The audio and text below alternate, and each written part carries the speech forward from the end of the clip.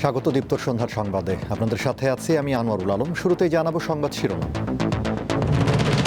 Mob violence না থামালে ব্যাহত হবে জন আকাঙ্ক্ষা, সম্পাদক পরিষদ ও নোয়াবের প্রতিবাদ সভা।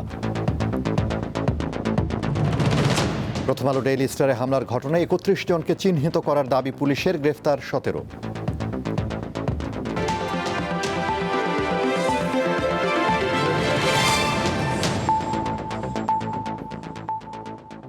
এবার বিস্তারিত। প্রথম আলো ডেইলি স্টার কার্যালয়ে হামলা গণতন্ত্রের উপর হামলার শামিল। তাই এখনই মব ভায়োলেন্স থামাতে হবে, রুখে দাঁড়াতে হবে শান্তিকামী মানুষকে, নইলে ব্যাহত হবে জন আকাঙ্ক্ষা। সোমবার রাজধানীতে সম্পাদক পরিষদ ও নোয়াবের প্রতিবাদ সভায় এসব কথা উঠে আসে।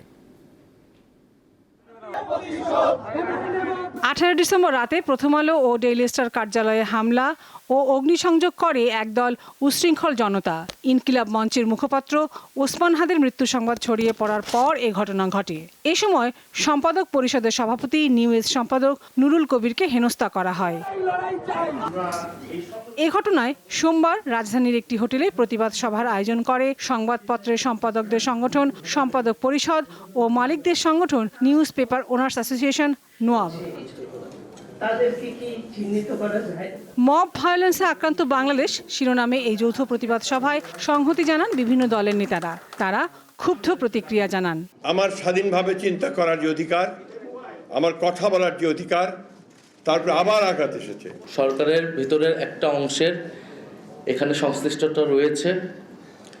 সমাজে এটার পক্ষে সম্মতি তৈরি করা হয়েছিল অনেক দিন ধরেই, এবং এটার সাথে রাজনৈতিক ব্যাকআপও আছে। অন্য বক্তারা বলেন, দেশে যে মোবোক্রেসি শুরু হয়েছে তা নতুন বাংলাদেশের স্বপ্ন বাস্তবায়নের পথে বড় বাধা। যে মবতন্ত্র আজকে প্যান্ডরাস বক্সের মতো বিকশিত হয়েছে, সেটার পেছনের শক্তি প্রথম থেকে ছিল আমাদের আমলাতন্ত্রের মূল কাঠামোতে যারা কেন্দ্রবিন্দুতে যারা অবস্থিত তারা। বাংলাদেশে শুধুমাত্র একটি রাজনৈতিক নির্বাচনী আন্দোলন হচ্ছে না, বাংলাদেশে একটি সাংস্কৃতিক এবং আদর্শগত আন্দোলন হচ্ছে। গণমাধ্যমের ওপর আঘাত মুক্ত চিন্তা ও বুদ্ধির পথ রোধ করার অপচেষ্টা বলে মনে করেন সম্পাদক পরিষদ ও নোয়াবের নেতারা। কারোর কোনো মতামত পছন্দ হয় না বলে যখন সংবাদকর্মীরা কাজ করছেন, তখন পত্রিকা অফিসের মধ্যে আগুন লাগিয়ে দিয়ে এবং দমকল বাহিনী আসবার সুযোগ বন্ধ করে দেওয়ার মধ্য দিয়ে খুব পরিষ্কারভাবে এই গোষ্ঠীটির লক্ষ্য প্রস্ফুটিত হয়েছে। আমাদের কণ্ঠকে স্তব্ধ করা যাবে না, সেই লক্ষ্যে আপনাদের মতামতের ভিত্তিতে আমরা সারা বাংলাদেশের সাংবাদিক বৃন্দকে জানুয়ারির মাঝামাঝি টাইমে আমরা একটা মহা সম্মেলন করব। প্রতিবাদ সভার পর কারওয়ান বাজারে রাস্তায় মানববন্ধন করা হয়। লাবণী গুহ, দীপ্ত সংবাদ, ঢাকা। দেশে সম্প্রতি সহিংসতা বেড়ে যাওয়ায় নানা আশঙ্কা প্রকাশ করেছে বেসরকারি গবেষণা প্রতিষ্ঠান সিপিডি। সোমবার সকালে সংবাদ সম্মেলনে সিপিডির পরিচালক জানান, এমন অবস্থা চলতে থাকলে নির্বাচনের আগে পরিস্থিতির অবনতি হতে পারে। ঘটনাগুলো দেখলে প্রতীয়মান হয় যে দেশে উগ্রপন্থী গোষ্ঠীর, যদিও এই গোষ্ঠীগুলোর ভাষা এখনো প্রচলিত ন্যারেটিভের মধ্যে রয়েছে, তবে আগামী দিনে তা আরো শক্তভাবে নিজস্ব ন্যারেটিভে রূপান্তরিত হবে এ আশঙ্কা রয়েছে। এর বিরুদ্ধে আমরা প্রচলিত রাজনৈতিক প্রক্রিয়াকে নিন্দা জানাতে দেখছি, সরকারকে আমরা ম্রিয়মাণভাবে বিবৃতি দিতে দেখছি। মনে রাখা দরকার যে স্বল্প মেয়াদে প্রচলিত রাজনৈতিক ব্যবস্থা এর সুবিধাভোগী হবার সম্ভাবনাই বেশি। এ কারণে নির্বাচন এবং নির্বাচন পরবর্তী রাজনৈতিক পট পরিবর্তনে নতুন বিস্তৃত উগ্রপন্থার বিরুদ্ধে সম্ভবত আমরা খুব কম ব্যবস্থাই নিতে দেখব। দৈনিক প্রথম আলো ও ডেইলি স্টার কার্যালয়ে হামলার ঘটনায় পর্যন্ত অন্তত 17 জনকে গ্রেফতার করেছে পুলিশ। আর ভিডিও চিত্র দেখে 31 জনকে শনাক্ত করা হয়েছে। গ্রেফতার একজন লুটের টাকায় টিভি ও ফ্রিজ কিনেছেন বলে দাবি পুলিশের। সোমবার ব্রিফিংয়ে ডিএমপি আরও জানায়, প্রথম আলোর পক্ষ থেকে মামলা হলেও ডেইলি স্টার এখনও মামলা করেনি। রাজধানীর কারওয়ান বাজারে অবস্থিত দেশের শীর্ষ দুই দৈনিক প্রথম আলো ও ডেইলি স্টারে হামলা, অগ্নিসংযোগ ও লুটপাট হয় গত বৃহস্পতিবার। এরপর দেশে বিদেশে তীব্র সমালোচনার মুখে নড়েচড়ে বসে আইনশৃঙ্খলা বাহিনী। ভিডিও ফুটেজ দেখে চিহ্নিত করা হচ্ছে সন্দেহভাজন। ভিডিও ফুটেজ দেখে এই দুষ্কৃতিকারীদেরকে চিহ্নিত করার চেষ্টা করেছে। ঢাকা সহ দেশের বিভিন্ন স্থানে অভিযান চালিয়ে এখন পর্যন্ত বেশ কয়েকজনকে গ্রেপ্তার করা হয়। এ বিষয়ে সংবাদ সম্মেলনে এক প্রশ্নের জবাবে ডিএমপির অতিরিক্ত কমিশনার জানান, ঘটনার সময় বড় ধরনের সহিংসতা ও হতাহত এড়াতে অ্যাকশনে যায়নি পুলিশ। যারা সরাসরি এটার সাথে জড়িত, একটা ঘটনার প্রতিবাদ বা আউটব্রাস্ট করা এটা একটা আলাদা জিনিস, কিন্তু এই ঘটনার আড়ালে আমি একটা অফিসে গিয়ে আগুন দিয়ে দিব, ভাঙচুর করব, ভ্যান্ডালিজম করব, এটা অনাকাঙ্ক্ষিত। এইটা যারা করছে এটা ব্যাড ইন্টেনশন নিয়ে করছে, তাদেরকে আমরা অবশ্যই আইনের আওতায় নিয়ে আসবো। গ্রেপ্তারকৃতদের মধ্যে আসামি নাইমের কাছ থেকে লুটের টাকায় কেনা টিভি, ফ্রিজ এবং নগদ টাকা জব্দ করা হয়েছে বলেও জানান তিনি। ওইখান থেকে নিয়ে যাওয়া টাকার মধ্যে নগদ 50,000 টাকা এবং সেই টাকা দিয়ে সে একটা টিভি কিনছে, একটা টাচ ফ্রিজ কিনছে, সেটা আমরা উদ্ধার করতে সক্ষম হয়েছি। তাদের বিরুদ্ধে পেনাল কোড, স্পেশাল পাওয়ার act, cyber security act, anti terrorism act, এই 4টা আইনে মামলা হয়েছে। হামলায় জড়িতরা যে দলের বা যে মতের হোক, প্রচলিত আইন ও বিচার ব্যবস্থার মধ্যে তাদের বিচার হবে বলে আশ্বাস দেন পুলিশের এ কর্মকর্তা। সেই বিচার ব্যবস্থায় তাদের বিচার নিশ্চিত করা হবে। দিলশা দানি, দীপ্ত সংবাদ, ঢাকা। ইনকিলাব মঞ্চের মুখপাত্র শরীফ ওসমান হাদী হত্যাকাণ্ডের বিচার আগামী 30 দিনের মধ্যে সম্পন্ন করা সহ 3 দফা দাবি জানিয়েছে ইনকিলাব মঞ্চ। হত্যাকাণ্ডের সঙ্গে জড়িতদের অবিলম্বে গ্রেফতার ও বিচারের দাবিতে সোমবার দুপুরে ইনকিলাব মঞ্চের সংবাদ সম্মেলনে এই দাবি তোলেন সদস্য সচিব আব্দুল্লাহ আল জাবের। তিনি বলেন, সংশ্লিষ্ট কর্তৃপক্ষকে 3 দফা দাবি বাস্তবায়নে 24 ঘন্টার সময় দেওয়া হচ্ছে। এই 24 ঘন্টার মধ্যে স্বরাষ্ট্র উপদেষ্টা ও আইন উপদেষ্টা গণমাধ্যমের সামনে স্পষ্ট বিবৃতি না দিলে ইনকিলাব মঞ্চ আরও কঠোর কর্মসূচি ঘোষণা করতে বাধ্য হবে। আমরাই আপনাদেরকে বের করে দিয়েছি যে এই খুনের সাথে কারা কারা জড়িত রয়েছে, আপনারা বের করতে পারেন নাই।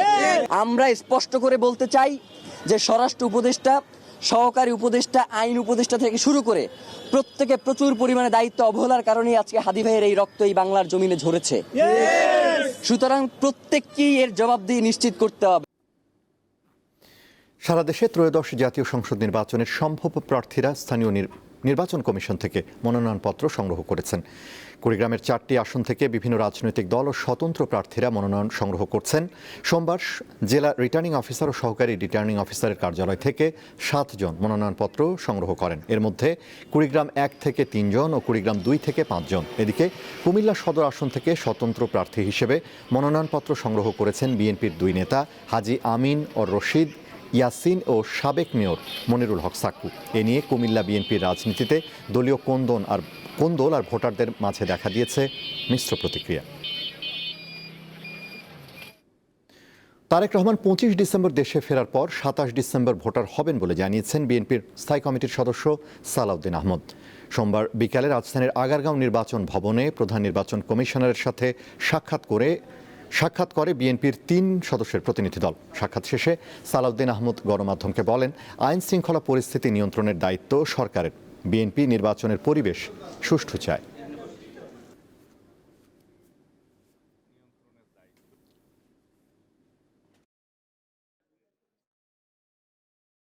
নির্বাচনের পরিবেশ সুষ্ঠু থাকুক কামনা করি। আশা করি সরকারকে আমরা আহ্বান জানিয়েছি এবং জনগণও চায় এবার উৎসব মুখর পরিবেশে স্বাধীনভাবে মুক্তভাবে ভোট দিবে।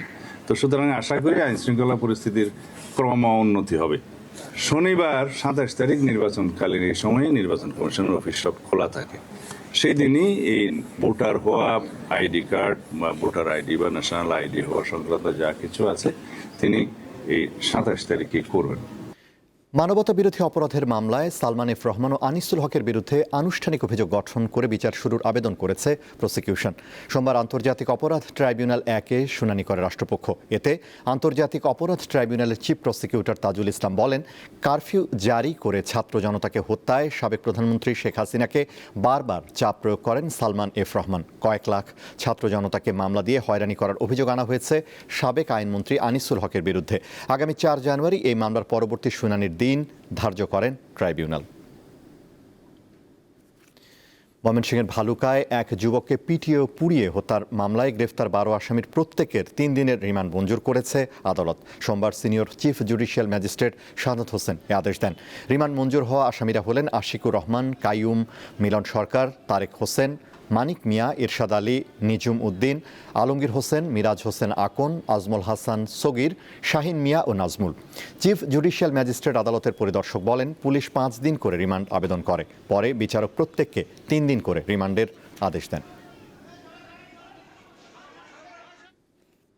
খুলনার সোনাডাঙ্গায় জাতীয় নাগরিক পার্টি এনসিপি নেতা মোতালেব শিকদার গুলিবিদ্ধ হয়েছেন। সোমবার বেলা 12:15টার দিকে সোনাডাঙ্গা থানার শেখপাড়া এলাকায় আল আকসা মসজিদের পাশে এ ঘটনা ঘটে। গুরুতর আহত অবস্থায় তাকে খুলনা মেডিকেল কলেজ হাসপাতালে নেওয়া হয়। চিকিৎসক জানিয়েছেন, গুলি মোতালেব শিকদারের মাথার বাম পাশে বিদ্ধ হয়েছে। জরুরি বিভাগে আনার সময় তার প্রচুর রক্তক্ষরণ হচ্ছিল, তবে তিনি এখন শঙ্কামুক্ত। গুলিবিদ্ধ মোতালেব খুলনা বিভাগীয় জাতীয় শ্রমিক শক্তির আহ্বায়ক এবং জাতীয় নাগরিক পার্টির কেন্দ্রীয় সংগঠক। পুলিশ ঘটনাস্থল পরিদর্শনকালে মাদক ও গুলির খোসা পেয়েছে। মাদক নিয়ে এই হামলার ঘটনা হতে পারে বলে ধারণা পুলিশের। হামলাকারীদের গ্রেফতারে অভিযান চালাচ্ছে পুলিশ।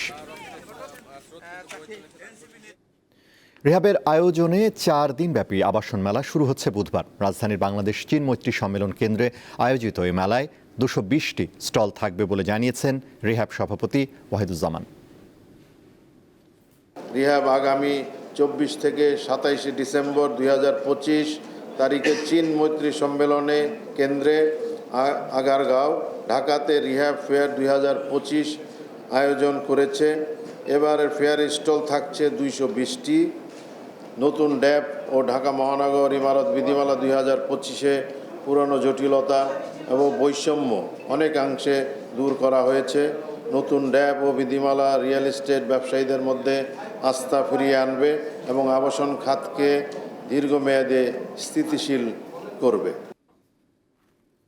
আন্তর্জাতিক অবরুদ্ধ গাজার পশ্চিম তীর ক্রমেই গ্রাস করছে দখলদার ইসরায়েল। সেখানে নতুন করে আরও অন্তত 19টি অবৈধ বসতি স্থাপনের অনুমতি দিয়েছে ইসরায়েলি মন্ত্রিসভার নিরাপত্তা কমিটি। পশ্চিম তীরের জুদেয়া ও সামারিয়া এলাকায় এ বসতিগুলো স্থাপন করা হয়। এ নিয়ে বিগত 3 বছরে পশ্চিম তীরে 69টি বসতি স্থাপনের অনুমতি দিল ইসরায়েল সরকার। এই সিদ্ধান্তের নিন্দা জানিয়েছে সৌদি আরব। এছাড়া জাতিসংঘ মহাসচিব আন্তোনিও গুতেরেস এক বিবৃতিতে ইসরায়েলি সিদ্ধান্তের কঠোর সমালোচনা করেছেন। জাতিসংঘের তথ্য অনুযায়ী 2017 থেকে 2022 সাল পর্যন্ত পশ্চিম তীরে প্রতি বছর গড়ে অবৈধভাবে 12,815টি বাড়ি নির্মাণ করা হয়েছে।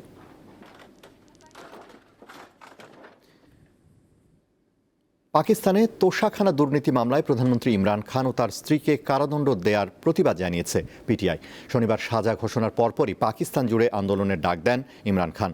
গত শনিবার রাজধানী ইসলামাবাদের অ্যাকাউন্টেবিলিটি কোর্ট ইমরান ও স্ত্রী বুশরা বিবিকে 17 বছর কারাদণ্ড এবং প্রত্যেককে 1,64,00,000 রুপি করে জরিমানা করে। ইমরান খানের দল পাকিস্তান তেহরিকি ইনসাফ এই কারাদণ্ডকে রাজনৈতিক কূটকৌশল হিসেবে অভিহিত করেছে।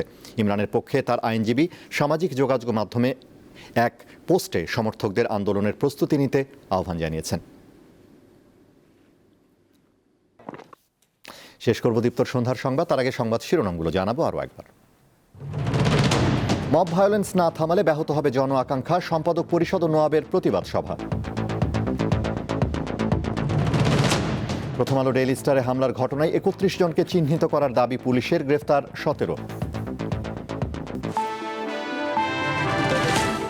এই ছিল এখনকার মতো। আমাদের পরবর্তী দীপ্ত সংবাদ রাত 11টায় দেখার আমন্ত্রণ। এছাড়া আরও তথ্য ও বিনোদনের খবর পেতে যুক্ত থাকুন দীপ্তর ডিজিটাল প্ল্যাটফর্মগুলোতে। ধন্যবাদ।